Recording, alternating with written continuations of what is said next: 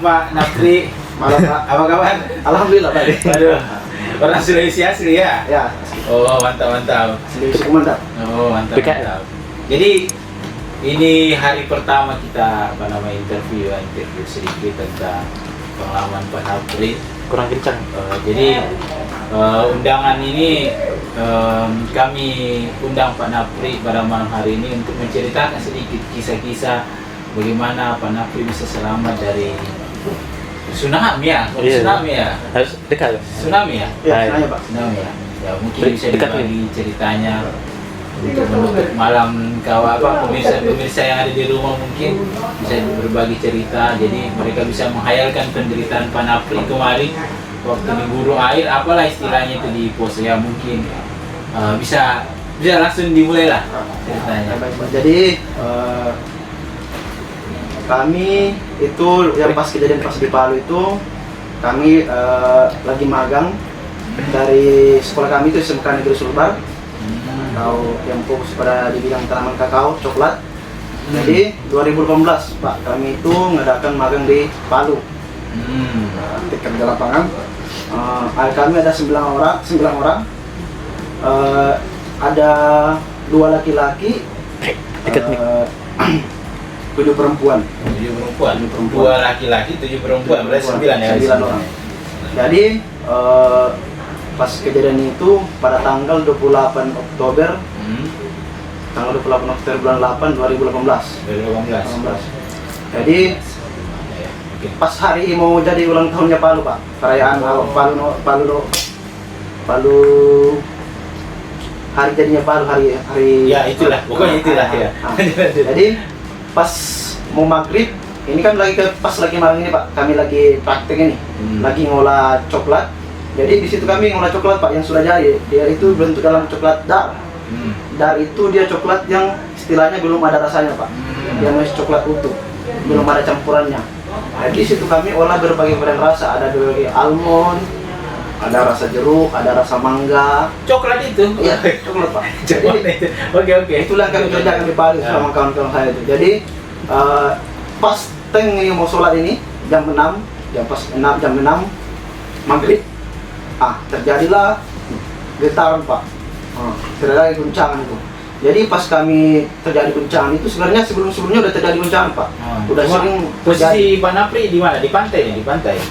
Posisinya saat itu Pak masih di tempat magang kami Pak. Tempat magang itu dekat pantai. Iya, dekat pantai. Dekat jembatan kuning itu ya, jembatan kuning kah apa itu? Iya, dekat jembatan kuning. Dekat Pak. jembatan kuning. Sekitar ya mungkin 7 kilo dari jembatan Pak. 7 kilo dari Dari jembatan pinggir pantai. Jadi hanya terbatas sama jalan aja Pak. Di seberang sudah pantai. Nah, jadi pas maghrib itu terjadilah guncangan. Itu sebenarnya ada 3 kali guncangan Pak. Kejadian apanya itu, gempanya itu. Jadi pas guncangan pertama itu sudah pokoknya udah lari semua orang. Lari semua orang kan. Nah, Bapak, saya masih tinggal di lantai 2 pas saat itu Pak. kenapa Bapak di lantai 2? Sebenarnya kan pas kita mau maghrib ini udah sebentar aja nih. Kami rencana sama teman-teman itu mau dirikan sholat, mau ke masjid. Terus perempuan yang 7 ini kata foto di dekat pantai? Enggak Pak, kami bersama semua Pak saat itu Pak. Iya, Cuman ini kan kami lagi manggang apa ini Pak, kue coklat kan. Jadi pada saat kawan aku bilang, yuk kita sholat kan. Aku bilang, udah duluan, nanti aku selesaikan dulu manggang kuenya ini, baru aku di belakang. Jadi pas kejadian itu, pas orang itu di tangga, langsung terjadi gempa itu. Apa namanya guncangan 1 kali kan. Langsung saya nggak sempat nyalakan diri. Langsung apanya ini rumah ini lagi rumah udah runtuh semua ini. Runtuh. Tangga pun udah runtuh. Baru nggak berapa menit kemudian terjadi lagi guncangan. Terus Bapak di mana? Teman Bapak yang lain? Teman saya sudah di luar Pak separuh, ada di seberang jalan. Saya masih di lantai 2 terjebak. Nggak Bapak berarti di dalam rumah? Karena udah tangga yang saya mulai turunin udah rubuh Pak. Wih, ngeri juga ya. Bilang lah. Oke. Udah rata dengan tangga. Jadi lantai 2-nya itu tinggal hanya depannya aja yang utuh. Belakang ini dapur, kamar itu udah rata dengan tanah. Jadi hanya jalan turun ke bawah, tapi tangganya udah runtuh juga. Jadi guncangan lagi nih Pak, guncangan lagi yang ketiga ini kan. Jadi itu guncangan ketiga ini lama juga guncangan yang ketiga ini. Kemudian saya langsung ambil inisiatif Pak, karena kan saya lihat posisi gedung yang saya tempati itu sudah mau ambruk Pak, sudah Berapa lantai? Gedung berapa lantai sih? 2 lantai Pak. Oh, 2 lantai. Oke. Kayak rumah perempuan gitu Pak. Oke. Jadi pada saat itu saya ambil inisiatif, saya lompat dari lantai 2 itu ke lantai bawah. Itu lantai bawah itu Pak sudah berhamburan semua Pak, kaca-kaca, jendela apa semua. Ini kan kami tempati Pak, kami Pak. Jadi semua berlindasan dengan kaca, dan mejanya kaca. Itu udah kaca-kaca di bawah Pak. Itu yang paling saya heran. Saya lompat dari lantai 2 ke bawah. Itu saya nggak ada luka sedikit pun. Saya nggak ada luka baik di bagian tangan atau kaki. Paling itu kaca sudah berserakan di bawah. Nah, itulah kekuasaan dari Tuhan kan. Anu juga sih Pak, saya pernah baca penelitian kan, ketika manusia dalam keadaan terdesak, otak di bawah sadarnya itu langsung memerintahkan ke seluruh anggota tubuh menyesuaikan dengan situasi di sekitarnya. Jadi jantung itu memompa semua energi ke seluruh tubuh. Jadi dia kayak contoh, kita melompat dari lantai 2 kan, secara tidak langsung otak di bawah sadar kita mengetahui bahwa situasinya genting nih. Makanya semua tulang mengeras, termasuk darah itu istilahnya apa istilahnya, jadi padat dia. Jadi ketika kamu melompat dari lantai 2, lantai 3, itu tidak sudah diakomodir sama otak di bawah sadarmu untuk bagaimana melindungi melindungi secara utuh tubuhmu. Jadi ya, betul ya, ya, itu di bawah kuasa Tuhan juga ya sih. Lanjut. Karena saya emang juga rasakan itu Pak. Jadi itu yang saya rasakan itu Pak, kayak di film-film yang gitu Pak. Kayak dia jumpa kan. Jadi saya lari tuh kayak merasa terbang gitu Pak. Mantap. Jadi kayak rasa saya kayak di film-film yang kayak Alin Dharma itu Pak, kayak terbang di atas air gitu, loncati rumah tinggi-tingginya. Nah, tapi memang pas saat kejadian itu, pas saya ini keluar dari rumah itu Pak, ini kan kawan saya udah di luar ini nungguin saya. Langsung saya nengok ke belakang, air sudah naik Pak. Air sudah naik. Air naik. Setelah guncangan 3 kali itu. Berarti Bapak sudah tidak pikir teman Bapak ini yang 8 orang tadi? Sebenarnya saya sempat kepikiran Pak. Tapi mereka yang duluan sempat tinggalkan saya Pak. Jadi mereka di seberang jalan, pas saat air naik, saya lari, saya yang paling depan ternyata. Mereka ambil jalur lain untuk lari juga. Perempuan ini kan 7, berarti perempuan ini terus larinya. Jadi yang sama saya ini perempuan Pak, ini kan kami ada sebenarnya 2 tim dibagi pada saat itu. Kami 9 orang. Tapi ada 2 tempat yang ditempatin untuk magang. Jadi saya ini ada bersama 5 orang. 2 laki-laki, 3 perempuan. Yang selebihnya 1 tim yang lainnya di tempat lain. 5 laki-laki. 2 laki-laki, tapi yang 1 tim ini laki-laki. 2 laki-laki. Oh, oke.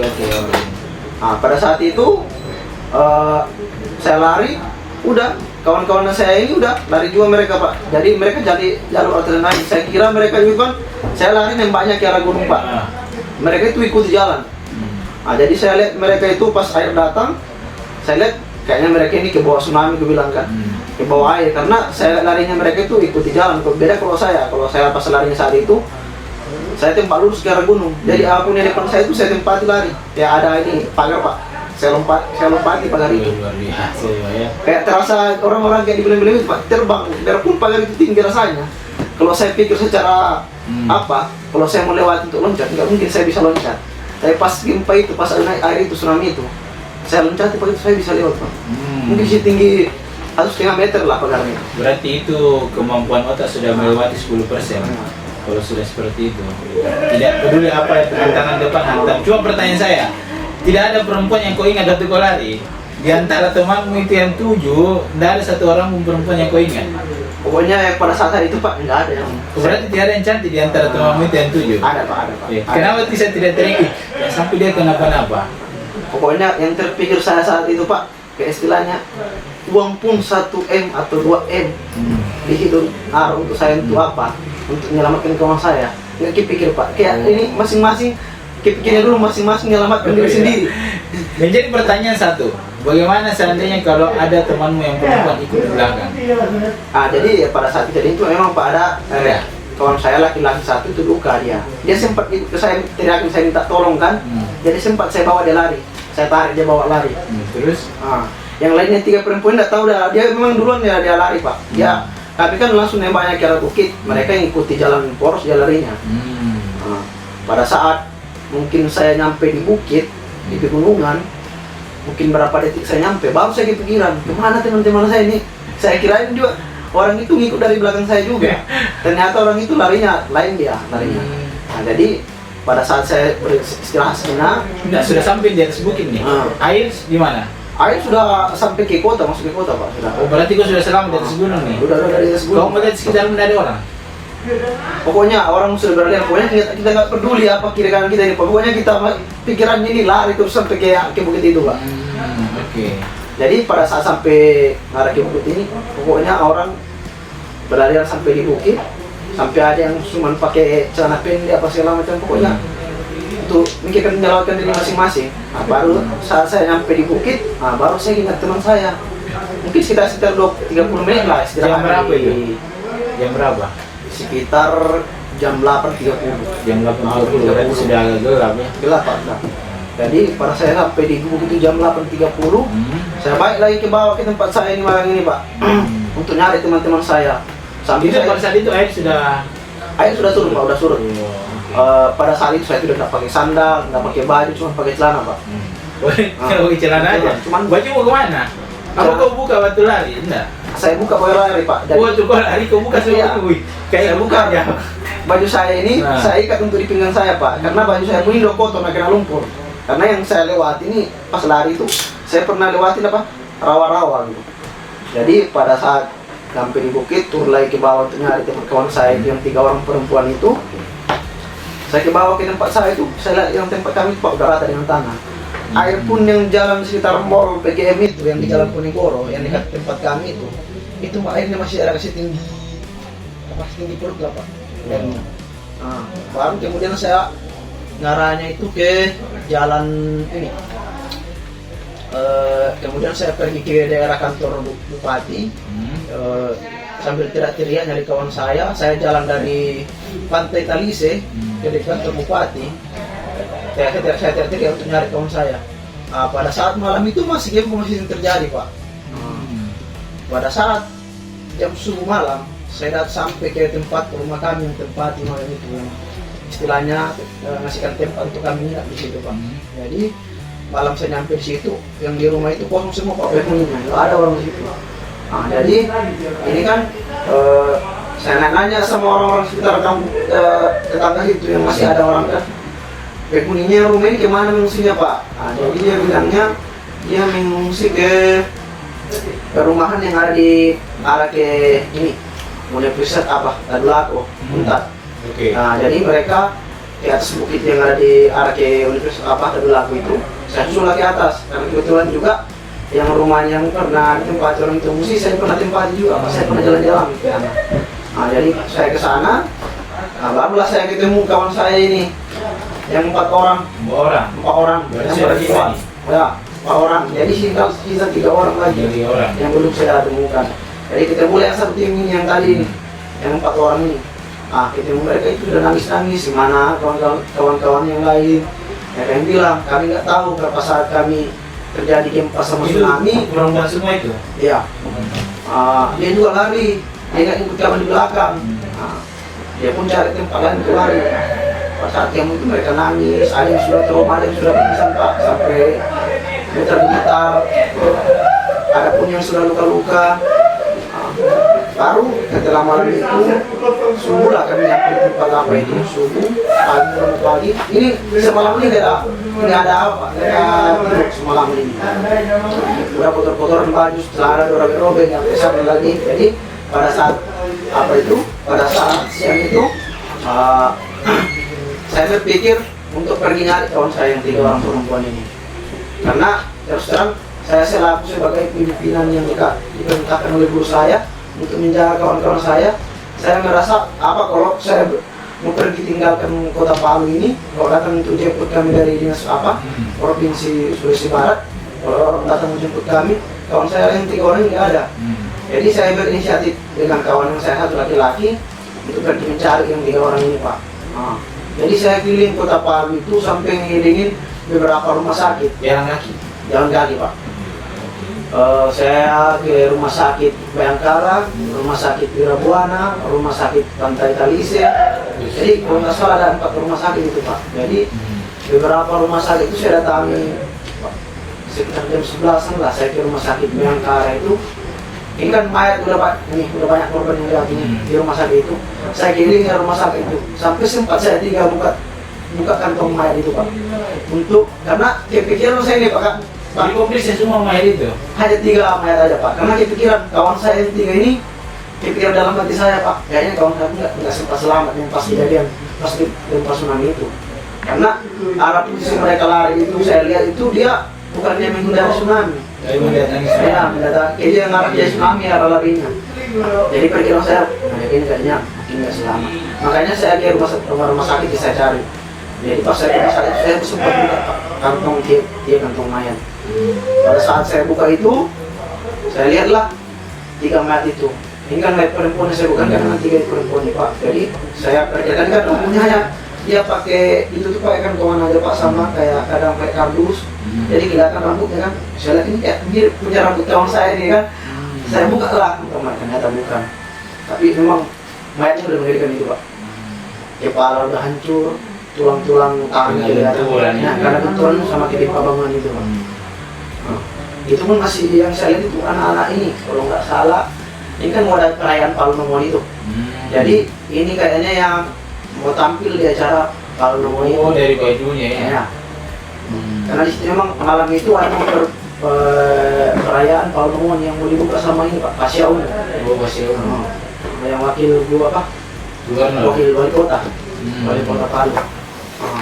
Jadi pada saat itu saya keliling 4 rumah sakit, sampai saya ke tempat-tempat pengungsian, saya nanya sama orang-orang jalan kaki.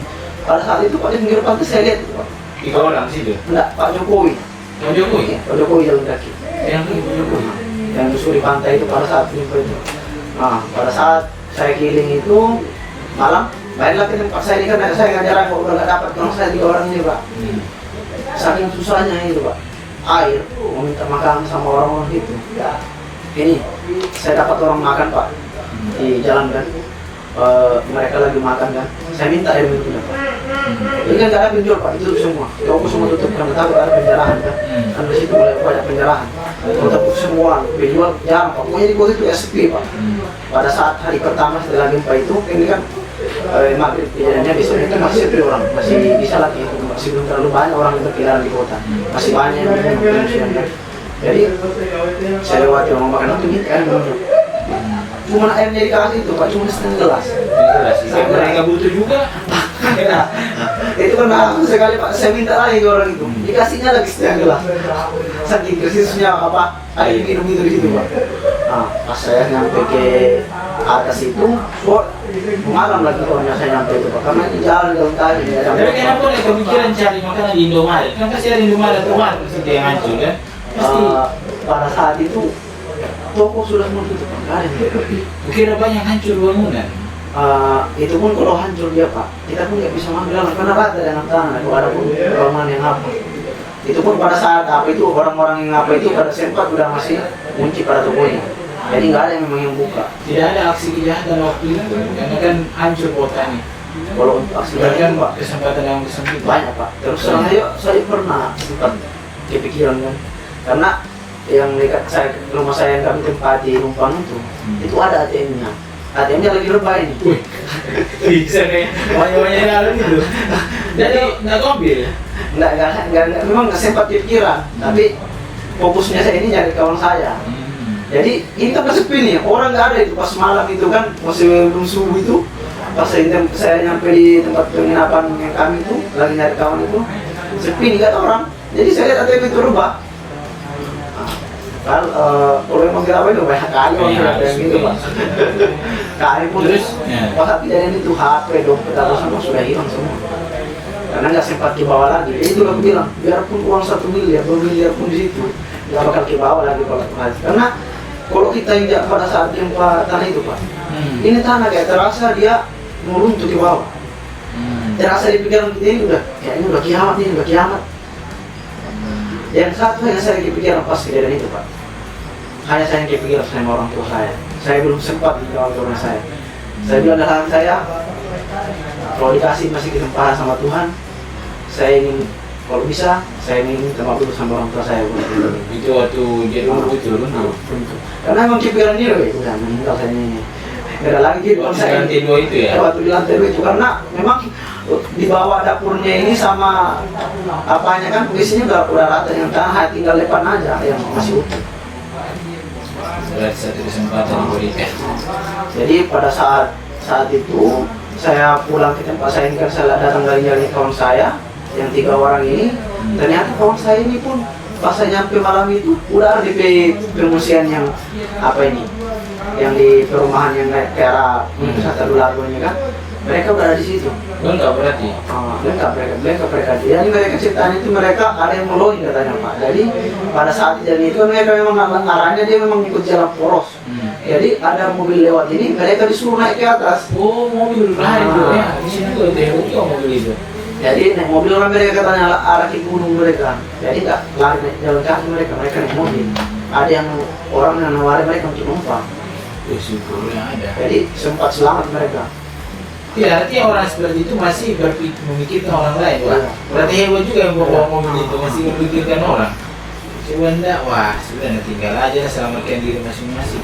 Cuma bisa pakai mobil naik ya, kan pasti semua mobil mengarah ke atas juga.